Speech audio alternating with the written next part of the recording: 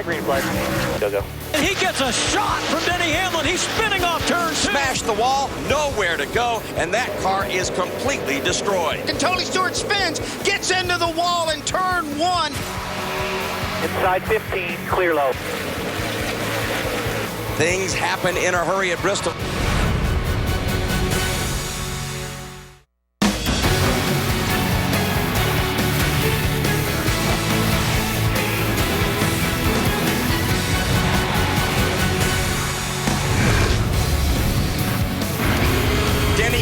There, he taps the back bumper of Joey Logano. And Logano, he gets a shot from Denny Hamlin. He's spinning off turn 2. Former Joe Gibbs Racing teammates Joey Logano, Denny Hamlin going at it at Bristol last year. This place brings the action like nowhere else, and you can certainly say we can expect more of the same this weekend. Hi folks, welcome to NASCAR America. Leigh Diffey and Wally Dallenbach with you.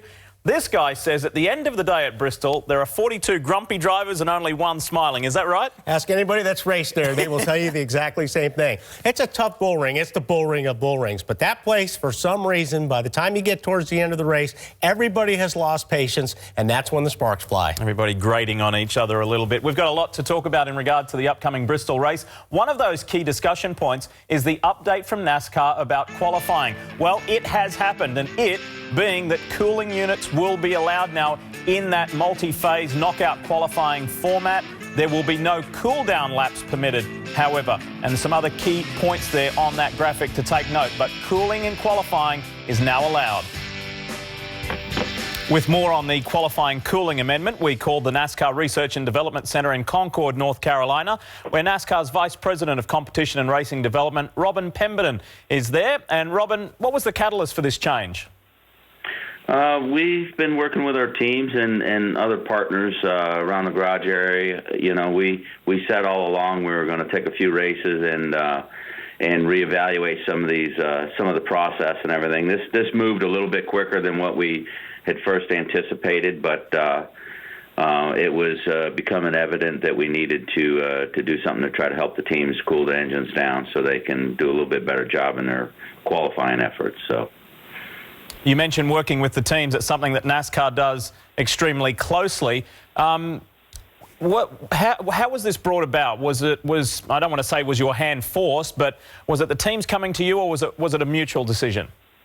It was a mutual decision. We knew, in January we had several meetings with our stakeholders, our teams, and explain the new process and everything, and it was going to be a work in progress. And we've got a very good, open, healthy dialogue with our competitors. And yesterday afternoon, we just don't send out a bulletin or an email. I mean, we did a call yesterday, and we had all of the nationwide and the Cup teams that could participate on the call. We discussed it. We had some good conversation, a little heated debate, and we settled on this for right now. And I believe it should be what the teams need in order to do their proper job. It seems the fans are enjoying the new qualifying format, but was this change brought about under the umbrella of safety? Because a few drivers have said things, particularly after last weekend in Vegas. So was it under that umbrella of safety? I don't think you can tag it on any one thing. The reality is that some may think that this would help the safety, but others, really, it's an opportunity for them to get more laps in on the racetrack and during these qualifying sessions, which is why we're there. And so that's we landed, and it's a little bit of everything. But we know that we were going to evaluate this when we went into it, and we were just a little bit sooner than what we had first anticipated. But I think we've come to a good spot here.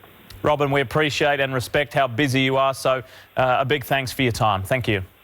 Thanks, Lee. Always good to talk to you. Well, someone who experienced this revised and frantic new qualifying format firsthand last weekend in Vegas is Jeff Burton. And Jeff, what are your initial thoughts on this? Well, I think it's okay. I think a lot of the teams were really struggling trying to get their cars cooled down, and like Robin said, I think teams wanted to make more runs being able to cool the engine down will allow him to make more runs. The whole safety thing, I just never felt in danger at all. I can understand the closure rate was so large, the speed difference was so large. I personally never experienced that, but I'm sure that some other guys did, and I'm sure with that closure rate being that different, it would get your attention. Hey, Jeff, I think, it seemed like NASCAR would have liked to have waited a little bit longer, let this go a couple of weeks. But it seemed to me like the drivers and the crew chief got together on this one, really put their foot down and wanted to make a change a little bit quicker. Did you get that feeling in the garage area? Sometimes it'd be nice to take some of these NASCAR officials for a ride on some of these deals. But it just looked like everybody was pretty united on getting this done quicker. Yeah, at the end of the day, there was a lot of talk in the garage and about needing to put cool-down units on. And I think the teams did put a lot of pressure on NASCAR. Credit to NASCAR for listening. I think that's one of the things that kind of the new NASCAR does differently than the old NASCAR is they do listen. And they have a tough decision to make, right? Because you don't want the competitors making the rules. That's the last thing you want. NASCAR's got to be the company, the entity that makes the decisions. At the same time, they have to have the wisdom to know when to listen and when not to. And in this case, they believed it was best to go ahead and make a change because of what they were hearing. What I believe their biggest problem is in making decisions like this is there isn't a unanimous decision, or a unanimous opinion. I think a lot of teams, a lot of drivers felt one way, others felt another way. How do you know what to do? So NASCAR gets put in a really difficult position in these spots, and it's hard to make the right decision. Jeff, how do you see it playing out? Is it like anything after a certain period of time it'll be systematic? Do you see any problems arising from it? Well, the strategy, to me, the strategy changes now, right? So you can go out so much quicker than you could have before. And you don't have to get your tires dirty when you go out, riding around on the apron, those kind of things. So the strategy is going to change a little bit. But, taking all that off the table, and Wally knows this better than anybody. If your car will go fast, the strategy is to get on the racetrack. And now it's get on the racetrack at the right time. So, in my opinion, being able to cool your engines down is an advantage to the faster cars because now they have more of a window open, more time to get their car on the racetrack when they want to. And if it's not when they want to, they can wait a little bit because now they have a chance to cool the thing down so much quicker than they could have in the old format. Jeff, no Bristol for you this weekend, so enjoy the weekend off. I'm going to. Have a good day. Interesting to hear Robin Pemberton's thoughts. Interesting to hear Jeff Burton's thoughts. I want to hear what you have to say about this. Well, Jeff brought up a pretty good point when it comes to NASCAR because they have to deal with the fog of, working through and making sure that the competitors aren't just doing this to get an advantage. Sometimes we can make a decision and be based on what's best for us. So there was a lot to it. But I also think, like Jeff said, that it's going to be a better show. You're going to have more guys making runs more often during qualifying because there's so much downtime now, or there was, because they had to wait for their cars to cool down.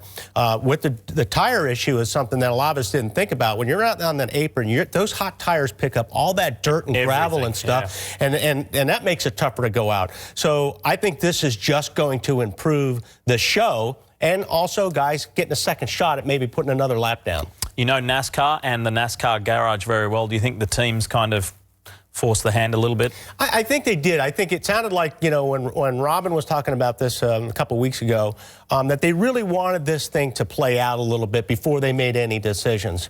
But, I think this is the right decision that they made. I think it's going to be better for the fans and the competitors, especially when you get to Bristol and a place like that. You don't need guys, running around the bottom going slow. You can get away with that at a Fontana or a Michigan or somewhere like that. But a half-mile racetrack with 43 cars on it, there's no room. It's just too busy. More on the qualifying rule changes coming up. We'll hear from RCR's Slugger Labby as he shows us exactly what will be different.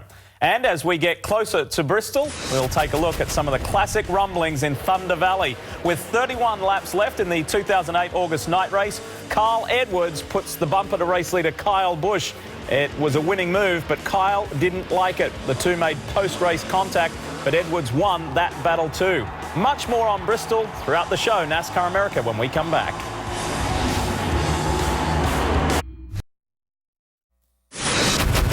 Our Bad Blood at Bristol countdown continues. Just over 30 laps into the 1995 race, Dale Earnhardt spun rival Rusty Wallace. Rusty suffered damage to his car and finished a disappointing 21st. He showed his displeasure under caution and then waited until after the race to bounce a water bottle off Ironhead. Rusty was not happy. Somebody who was, though, was Richard Childress, because his RCR team was good in Vegas. 2 of their 3 cars in the top 10. Of course, Paul Menard the best with that 3rd place finish. His crew chief is Slugger Labby, and he's with Kelly Stavis right now. Kelly? These changes to the qualifying rules have crews and crew chiefs thrashing to get those changes made in time for the race at Bristol. We've pulled Slugger Labby off the 27 car. And Slugger, if you would, please explain to us what exactly you can do now to cool these cars during qualifying. Sure. Well, last year in 2013, there was no limit. We could do whatever we want to the engines. We can cool them down as cool as we wanted, ambient temp, whatever we needed. This year with the new rules, qualifying, you couldn't open the hood, you couldn't cool the engines off. You saw cars pulling tape off right around the apron really, really slow. Got to be really dangerous. So yesterday about 4:30, we had a conference call with NASCAR, and they said that we could virtually cool the engines off now, but we can't open the hood. So what we used to do last year was simply, car would come in the garage, we would open the hood, the engine tuner would plug in two hoses into this valve, which would go to an external radiator cool down unit, and it would cool the car off. Well, we get the cool down unit back, but we can't open the hoods. So what NASCAR has done, they said we can open up this hood flap right here. That's part of the hood already built in, and we can have 2 external valves right here that we can plug into. Fun part is Bristol's this weekend, and we've had engineers up designing parts, and the CNC department has been working around the clock designing these valves and getting them built so we can have them this weekend for Bristol. So it's a lot of work, but how important were these rule changes? Well, I think the biggest thing is safety. You know, the drivers, some of the drivers were concerned that there might be a wreck on the racetrack right around on the apron. And, you know, the engine tuners are concerned because they don't want to shock their engines and hurt them because, you know, last year we used to run 1 lap and be done for qualifying. This year you run as many as 6 laps. So it's a whole different process. We're learning, NASCAR's learning, they're working with us. So it's a win-win. It's for safety and a little bit of patience, I guess, and we'll all learn together. You guys are coming off a top 3 finish in Vegas and headed to a track where you've historically done very well. 5 out of the last 6 races, you've been in the top 10. What's the level of confidence for the 27 team now? Well, it's fun, you know, to start the season off at a big track, a 1.5 mile track, which we run a lot at this year. To have good results, have a good package figured out, says a lot about everyone at RCR and ECR working hard together. But Bristol's been a good track, but it's you always expect the unexpected at Bristol. You could be leading a race and get wrecked the next lap. So we've been fortunate to keep our noses clean and have some good finishes, and we look forward to going back to this weekend and getting another top 5. All right. Well, the other big news for the 27 car is that Paul Menard and his wife Jen are expecting the arrival of their first child, a baby girl, due any moment now. Matt Crafton is on standby to fill in for Paul at any point during the weekend if need be. Lee. Thanks, Kel. Speaking of Paul Menard, he, Ryan Newman and Austin Dillon will all be seeking first RCR win at Bristol since the spring of 08 when our colleague Jeff Burton led a 1-2-3 finish for the team. Newman has just 1 top 5 in 24 Bristol starts, while Austin Dillon will be making his Bristol debut in a Cup car. Now, Wally, we know what kind of racing Bristol produces. It is very exciting, not just in the Cup race. Take a look at this from last year's nationwide race. It's the 2 Kyles. Kyle Busch in the 54 and 20-year-old sensation Kyle Larson taking it to him right at the end. The closing laps were absolutely thrilling, and the combination of a nationwide regular then and a Cup star fighting it out for the victory. Now, there's another youngster who will be battling the Cup regulars this weekend in the nationwide race at Bristol. 18-year-old Dylan Kwasniewski is excited about the prospect. The nationwide guys are really good drivers, but ultimately the Cup guys are going to be the ones who you're going to be racing against for the rest of your career. So, I mean, it's tough. I mean, trying to race against Kyle Busch and beat this guy, I mean, he's obviously a great race car driver. He's been on these tracks so many times, but you got to prove yourself. It is tough to beat him, but if you do beat the Kyle Busch, then you can show that you went out there and whooped on a Cup driver. And if young Dylan does put a whooping on a Cup driver, that'll be quite the accomplishment. Yeah, he's in for a little bit of surprise. But you know what, Kyle Larson, that race put him on the map. I mean, you know, he had been in the seat a ton the last couple of years, and a lot of people knew about him. But, you know, when you go up against one of the best in the business and you almost beat him at Bristol, that was really when the light went off with a lot of people and said, wow, this kid's got a ton of talent. And Busch even complimented him and said, I kind of appreciated his aggressiveness because, you know, he's only 20, he's going to have a huge future. A lot of people don't like the idea of the Cup drivers cherry-picking coming into Nationwide. But as you just mentioned, doesn't it give these young guys a really good target to aim for, to a benchmark to compete against? What did Kyle do? All right, I got an answer. Get over it.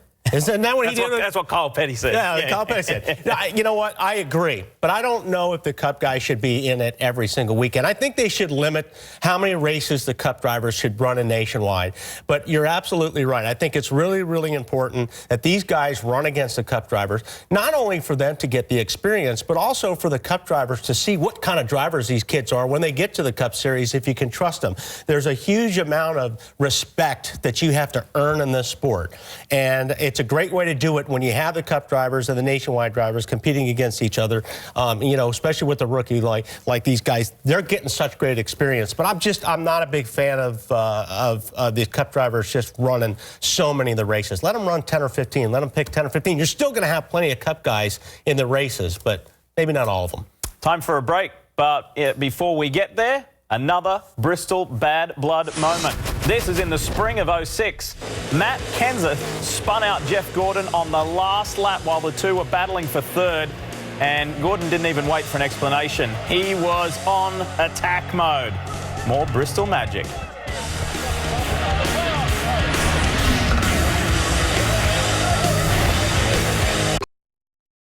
Fans, Formula One is back, and it's this weekend with the Rolex Australian Grand Prix. Coverage begins Saturday at 1:30 a.m. Eastern, and there's an encore presentation at 6:30 a.m. Eastern right here on NBCSN. Our top 5 road rage moments at Bristol Motor Speedway. Tony Stewart, Matt Kenseth in 2012. And Stewart was on the verge of making the chase. He took out his frustrations on Matt's Ford. A little bit of pitching practice. You would pretty much say that smoke was in the strike zone with that. Not pleased at all. And Wally, you can basically say that's typical Bristol behaviour. That's very typical. They didn't exchange Christmas cards that year, I don't believe. All right, let's take a closer look at this place. Let's head to Tennessee, to Thunder Valley. The keys to Bristol, and this is virtually impossible, isn't it, staying out of trouble? Bristol and Dover are very difficult to stay out of trouble. This place is a half-mile racetrack. You got 43 cars on the racetrack. There is no place to go. You see Casey Mears and the 13 gets in a little bit of trouble. The problem is everybody's just stacks up behind you, and you could be just doing your own thing and somebody runs in from behind you, so that's tough. Other than a victory, if there was one thing you could have at this place, it'd be a lot of this, wouldn't it? I'll take a lot of grip at Bristol. It's really important in 1 and 2, right in the center. You want to roll through the center to be fast here, and that's going to take a lot of grip. The nice thing about this place is you've got the progressive banking. You've got 28 degrees on the high line, you got 24 on the bottom. Now the bottom is the fast way around this place, but on the top, you can carry a lot more speed, and it makes for great racing here at Bristol. As you can see, Martin Truex in the 56 and Kurt Busch on the bottom, they did this lap after lap. That's what people are, they love coming and watching this race. Track density is insane. You said it, 43 cars, half a mile. Virtually there is nowhere to hide. Yeah, you watch Matt Kenseth, he's minding his own business here, running the high line. Jeff Gordon blows a right front tire, shoots up to the wall. Matt had no place to go. So your day can be ruined very quickly because of somebody else's misfortunes or mistakes. It's literally the nature of Bristol Motor Speedway. Ground was first broken on this place in 1960. The following year, Jack Smith won the first Cup race there. One of the biggest changes, though, took place in 1992 when the surface went from asphalt to concrete. 41 drivers can say they've conquered the world's fastest half mile, and the man who has done that more than anyone is Hall of Famer DW Darrell Waltrip with 12 wins. Speaking of good results at Bristol Motor Speedway, we're going to show you 3 guys now to watch this weekend, and it's based on their results and their average finishing position over the last 9 years. 18 races for the spring race and the night race. The first guy, appropriately, is our championship leader, Dale Earnhardt Jr. What are your thoughts? Well, my thoughts are this is a good place for him. The consistency, it's a good points race for him, but he has not won at Bristol in the last 10 years. So, you know, he's a little bit different this year. These guys are on a roll, so we can see him in victory lane, but it's been a long time since he's been in victory lane. Who's up next? I'm going to take the 18 of Kyle Busch. Here's a guy that knows his way to victory lane. He's won here 5 times in a Cup car. start the season. Given the way things have been going in 2014, you may be a little bit surprised at this one. But again, these are the top 3 as far as average finishing positions over the last 9 years. Greg Biffle, he's got 19 Cup wins, but none have been on a short track. Is that about to change this weekend? We're talking to him the other day. I don't think so. But I think Greg would be very, very happy just getting out of Bristol with a decent finish, because based on our conversation, they've got a lot of work to do this year. So we will see. Each day here on NASCAR America, we celebrate the heart of racing across the country. And today, we focus on the thrill of victory with these victory lane snapshots of winners across the short tracks of the Southeast. NASCAR America continues when we come back.